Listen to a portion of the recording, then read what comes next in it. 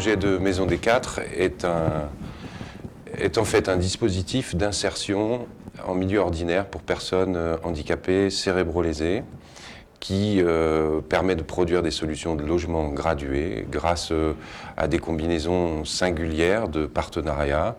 Et notamment, le dispositif est porté par une association qui s'appelle Alter Insertion, qui est en charge de la captation des logements et de leur mise en accessibilité, et par un service d'aide humaine spécialisé qui s'appelle TCA. Le projet a été mis en place pour répondre à une absence de solution criante à la sortie des centres de rééducation et des hôpitaux pour les personnes cérébro-lésées.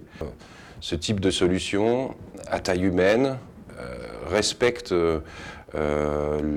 les particularités de la population et leurs problématiques séquelaires et leur permet de trouver un environnement sur mesure avec des personnels formés à leurs problématiques. C'est même pour eux souvent une étape ou une forme même de mode de vie indispensable parce qu'ils ont besoin d'un collectif d'appartenance suffisamment fort pour se recréer une identité valorisable. On dit souvent aider quelqu'un, c'est une chose, aider quelqu'un en garantissant l'estime qu'il a de lui-même, c'en est une autre. Et ce type d'environnement a cette fonction. Les obstacles sont d'abord culturels, parce qu'il faut arriver à marier des cultures différentes. On a remplacé un modèle monolithique d'établissement par un multipartenariat.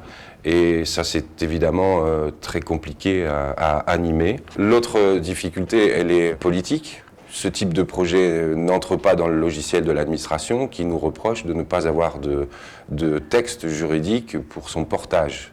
Nous sommes donc des ni établissement, ni domicile individuel.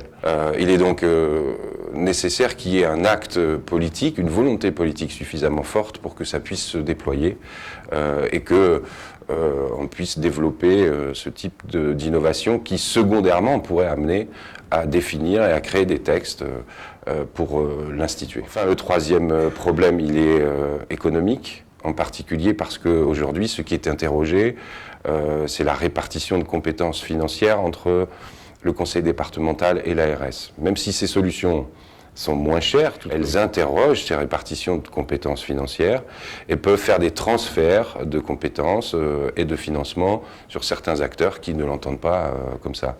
Autrement dit, la question de l'innovation imposera probablement de revoir les modalités de financement, de les remettre en chantier et de réinterroger ces répartitions pour être plus à même de répondre à ces initiatives de la société civile.